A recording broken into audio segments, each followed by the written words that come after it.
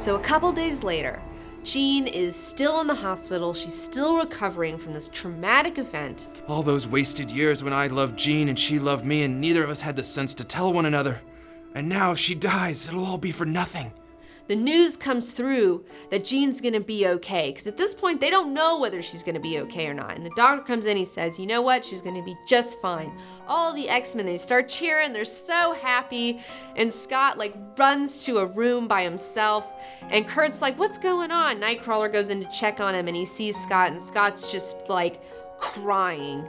He's just like, thank God Jean's still alive. He gets another chance. And Kurt's closes the door because he understands that Scott is having this moment. So Professor X realizes the tensions are running really high. Everyone's worried about Jean. They just survived death. It was this whole experience. So he wants everyone to go chill out, and he makes an enforced vacation for the X-Men, mandatory 2 weeks at Cassidy Keep in Scotland. Yay, X-Men spring break! Woohoo!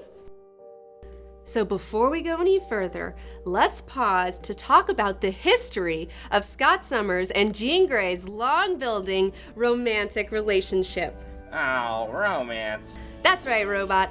Romance is in the air. How long have Scott and Jean been dating? Well, throughout the 60s, Scott and Jean knew each other, they worked together, they lived together, they were on a team together, but they never admitted that they liked each other for 4 years. What? Why not? Well, okay, so Scott falls for Jean by issue number 3. I mean, from the get-go, he's in love with her. But because he feels his mutant powers make him a danger to her, he keeps his feelings hidden because he can't bear the thought of potentially hurting the woman he loves with an accidental optic blast. What, are they accidentally shooting out all the time? So, it happens back then. One time he was walking down the sidewalk, someone bumped into him, his glasses fell off, and then blast went all over the place. I accidentally shot one out one time. Gross. Anyways, to make matters worse, Scott has such low self-esteem that he doesn't believe that he even has a chance with her with Warren Worthington III around, who also has feelings for Jean and actively pursues her. Think about it. Warren is super handsome, he's crazy rich, and he has angel wings. You'd think that any girl in the world would totally fall for him over Scott Summers. Any girl, that is, except for Jean Grey. Now, what Scott doesn't realize is that his quiet, brooding nature drives Jean wild, and she has developed passionate feelings for him. But because he's so stuffy and aloof, she can never tell if he wants her or not. Now, both Warren and Xavier know that Scott and Jean have feelings for one another, and Xavier even goes so far as to give Scott reasons to see Jean and be alone with her as to try to push them together. Oh, Professor X trying to hook it up? Yeah. So, as I stated earlier, it takes these two 4 years to finally admit their feelings for one another when they're walking back to the mansion together after Bobby's 18th birthday party. But their relationship takes place mostly off-screen, with only a couple of moments peppered in to remind us that they're even together. This whole story reminds me of something. I think it's time that I told you, Comic Book Girl 19, that I have sexual feelings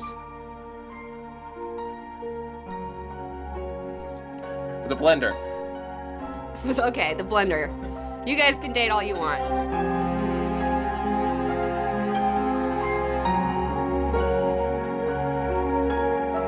And it isn't until after the events of Giant Size X-Men in 1975 in issue number 98 that we see Jean and Scott kiss for the first time on camera.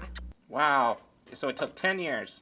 Now, by the time Jean becomes the Phoenix and almost dies, Scott realizes the full depths of his love for her and regrets all those years that he never made the move. So if Jean Grey could read minds, why didn't she just read his mind and find out he liked her? Well, that's because for most of the 60s, Jean Grey was only a telekinetic. She did not have her telepathic powers because if you remember when she was 10 years old during the Annie Richardson incident, Xavier had blocked those powers off from her, and she didn't even know that she had them. Well, that story checks out. Yeah, it's a real slow burn. And also you need to realize the times that they were in. In the 60s, people don't just hook up in the 60s, okay? Romances were a lot slower back then. They were like super slow, and then you just got married and had babies when you were like 18 or something. So, I don't know. It was weird back then. You couldn't just hook up. Yeah, girls didn't even wear fucking pants really back then. So, I mean, like, that's what we're talking here, okay? It's a real sweetheart fucking era, all right? It's very chaste. At this point in time, in 1976, Wolverine doesn't have a lot of control over himself.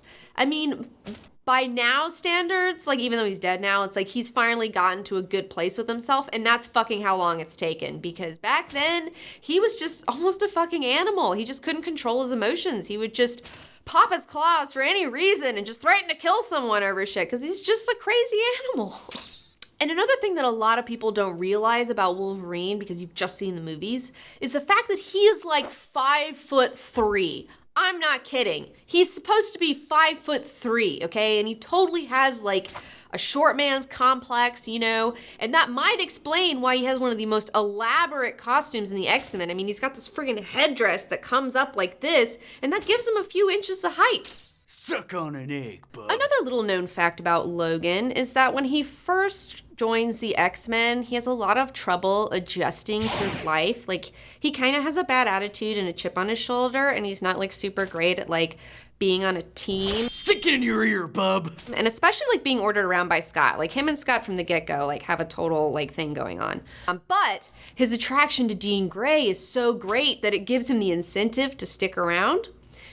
And there's this one really great part in the Phoenix Saga where after Jean is in the hospital recovering from the shuttle crash, Wolverine decides he's gonna go visit her, and he buys her some flowers on his way.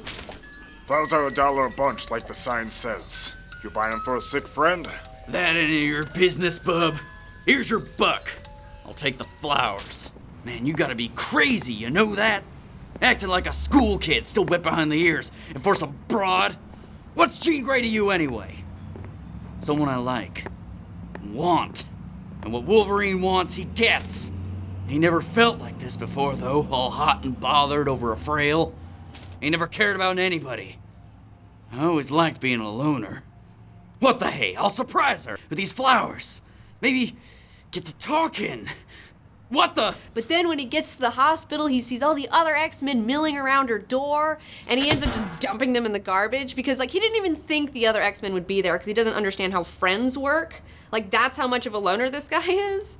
And honestly, in my personal opinion, I believe that Wolverine and Jean would have made a much healthier couple than Jean and Scott, but we're gonna get into that much later.